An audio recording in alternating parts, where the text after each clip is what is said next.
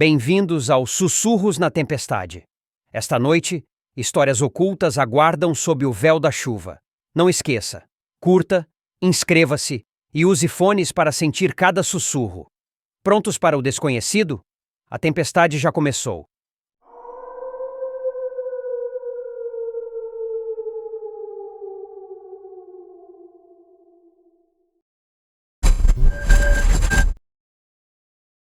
Era uma noite fria de outono, quando me sentei diante do meu computador, navegando sem destino pela internet. Meu objetivo era simples: matar o tempo e talvez encontrar algo interessante para ler. Foi quando me deparei com um fórum online, o Net Nostalgia, um lugar onde as pessoas compartilhavam lembranças de infância. Um tópico em particular chamou minha atenção: Candle Cove, show infantil local? Curioso, cliquei no link e comecei a ler as postagens. O primeiro post, feito por um usuário chamado SkyShales33, perguntava se alguém se lembrava de um programa infantil chamado Candle Cove, transmitido por volta de 1971 ou 1972. Ele mencionou que o programa parecia ter sido exibido em uma estação local em Ironton e era sobre piratas. À medida que lia, mais usuários entravam na conversa. Um deles, Mike Painter 65, lembrou-se de uma marionete de pirata na boca de uma caverna falando com uma menina. Outro usuário, Jaren 2005, recordou que o programa era transmitido no canal 58 e tratava-se de uma menina que se imaginava ser amiga dos piratas, com um navio chamado Laughing Stock e um pirata medroso chamado Percy.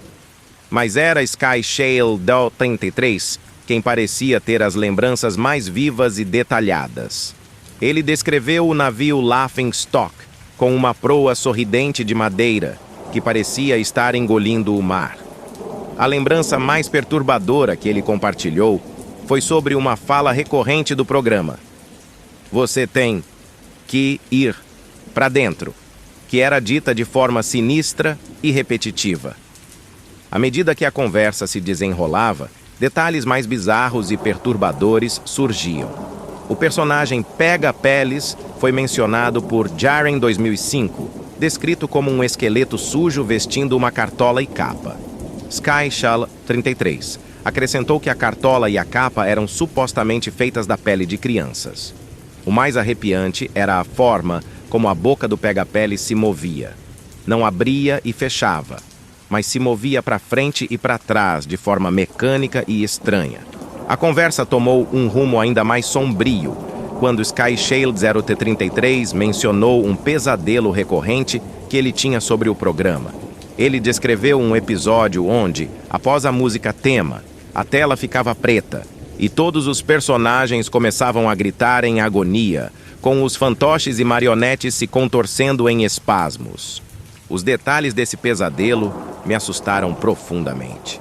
SkyShale0T33 falou sobre um episódio em que, em vez da programação normal, apenas mostrava os personagens gritando e se contorcendo em dor. Isso me fez pensar: que tipo de programa infantil teria um conteúdo tão perturbador? A discussão no fórum continuou, com mais pessoas compartilhando suas memórias assustadoras de Candle Cove. Um usuário, Kevin Hart, expressou sua incredulidade sobre o programa, questionando como um show tão perturbador poderia ser transmitido para crianças. Ele também mencionou a lembrança de um episódio particularmente aterrorizante, onde apenas os gritos dos personagens podiam ser ouvidos.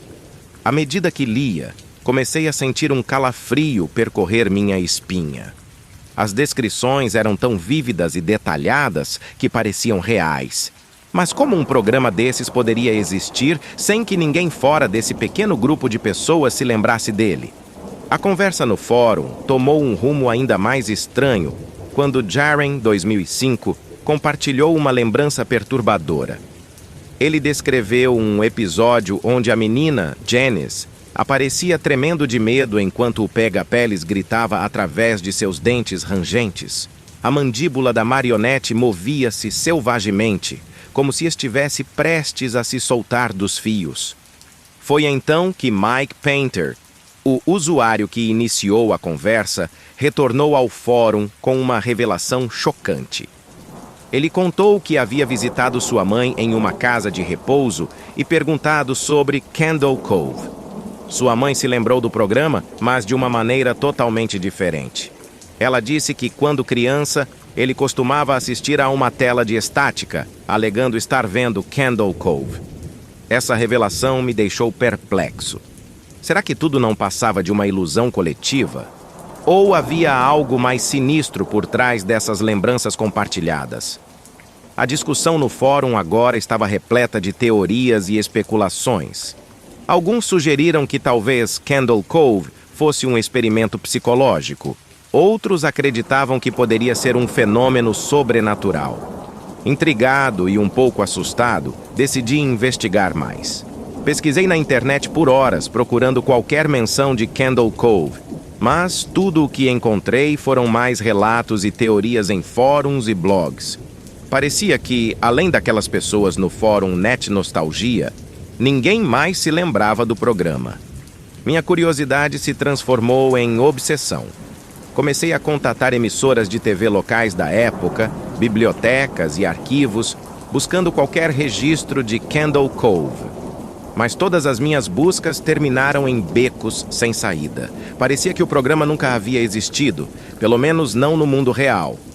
À medida que a investigação sobre Candle Cove se aprofundava, comecei a sentir que estava me perdendo em um labirinto de mistérios e memórias distorcidas. Cada pista que seguia parecia apenas aumentar a neblina em torno da verdade. A comunidade online estava fervilhando com teorias, desde experiências governamentais secretas até fenômenos paranormais. Eu sabia que precisava de respostas mais concretas. Decidi então buscar por pessoas que viveram na mesma área e época que os membros do fórum. Entrei em contato com grupos de história local e fiz postagens em redes sociais perguntando sobre o programa. Surpreendentemente, algumas pessoas responderam, mas suas memórias eram nebulosas e inconsistentes. Alguns lembravam vagamente de um programa com marionetes, enquanto outros afirmavam que nunca ouviram falar de algo parecido. Essas respostas apenas intensificaram minha curiosidade. Como um programa que parecia tão real para algumas pessoas poderia ser completamente desconhecido para outras? A possibilidade de Candle Cove ser uma memória coletiva falsa começou a parecer mais plausível. Foi quando decidi visitar Ironton, a cidade mencionada nas postagens do fórum. Talvez, explorando o lugar, eu pudesse encontrar alguma pista física ou testemunho pessoal que lançasse luz sobre o mistério. Chegando lá, fui diretamente à biblioteca local, esperando encontrar arquivos de jornais ou registros da época que mencionassem Candle Cove. Após horas vasculhando arquivos antigos, encontrei uma pequena menção em um jornal local de 1971. Era uma coluna de TV que listava os programas infantis da semana, e lá estava: Candle Cove, 16:00, canal 58. Meu coração acelerou. Era a primeira prova concreta da existência do programa. Com essa informação em mãos, fui à estação de TV local que operava o canal 58 na época. O prédio era antigo e parecia abandonado, mas ainda funcionava. Lá, falei com um arquivista que trabalhava na estação desde os anos 70. Ele se lembrava vagamente de Candle Cove, mas disse que todos os registros daquele período haviam sido perdidos em um incêndio há muitos anos. No entanto, ele me contou uma história intrigante. Segundo ele, Candle Cove era um programa experimental destinado a testar os limites da imaginação infantil. Ele disse que o programa era feito de forma muito rudimentar e tinha um orçamento extremamente baixo, o que explicaria a aparência bizarra e perturbadora das marionetes. Saindo da estação, eu me sentia ao mesmo tempo animado e confuso. A existência de Candle Cove havia sido confirmada, mas muitas perguntas permaneciam sem resposta. Quem criou o programa? Qual era o seu verdadeiro propósito? E por que ele deixou uma marca tão profunda e perturbadora na memória de algumas pessoas? Intrigado e determinado a descobrir mais, decidi investigar a origem do programa. Minha busca me levou a uma pequena comunidade de artistas e marionetistas na área de Ironton. Talvez, pensei, alguém lá soubesse algo sobre os criadores de Candle Cove. Na comunidade, encontrei uma velha marionetista chamada Eleanor, que trabalhava com marionetes desde os anos 60. Ao mencionar Candle Cove, vi um lampejo de reconhecimento em seus olhos. Ela confirmou que conhecia o programa e revelou que ele foi criado por um grupo de artistas locais, incluindo ela mesma. Segundo Eleanor, Candle Cove era uma tentativa de criar um show de marionetes que fosse não apenas educativo, mas também estimulasse a imaginação das crianças. Eleanor compartilhou comigo alguns esboços e fotos das marionetes originais. Eram imagens desbotadas, mas podia-se ver claramente o pirata Percy, o navio Laughingstock e o terrível Pega-Peles. Ela explicou que, devido ao orçamento limitado, as marionetes foram feitas de materiais reciclados e peças de bonecas antigas, o que explicava sua aparência estranha e inquietante. Quando perguntei sobre os episódios perturbadores que as pessoas lembravam, Eleanor parecia confusa. Ela insistiu que o programa era inofensivo e destinado a ser uma experiência lúdica para as crianças. Ela nunca soube de nenhum episódio onde apenas gritos e agonia fossem transmitidos. Saindo da comunidade de artistas, comecei a entender que Candle Cove talvez fosse um programa com boas intenções, mas que, de alguma forma, acabou sendo interpretado de maneira terrível pelas mentes das crianças que o assistiam. A mistura de um orçamento baixo, marionetes recicladas e uma produção amadora poderia ter criado imagens que foram mal interpretadas e transformadas em pesadelos nas mentes das crianças. Com essa nova compreensão, voltei ao fórum Net Nostalgia para compartilhar minhas descobertas. A reação foi mista. Alguns ficaram aliviados ao saber que Candle Cove não era tão sinistro quanto lembravam, enquanto outros insistiam que havia algo mais obscuro por trás do programa. A verdade sobre Candle Cove permaneceu ambígua. Talvez fosse apenas um show infantil mal interpretado, ou talvez houvesse algo mais, algo que se perdeu no tempo e na memória. O mistério de Candle Cove continuou a fascinar e assombrar aqueles que se lembravam dele, um enigma envolto em sombras e sussurros do passado.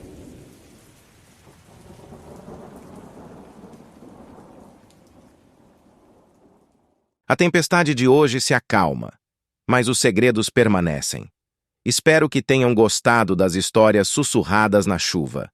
Se gostou, deixe seu like e inscreva-se para mais mistérios. Lembre-se, a cada tempestade, novos sussurros surgirão. Até a próxima, sob o manto da noite e da chuva. Boa noite e mantenha-se atento aos sussurros.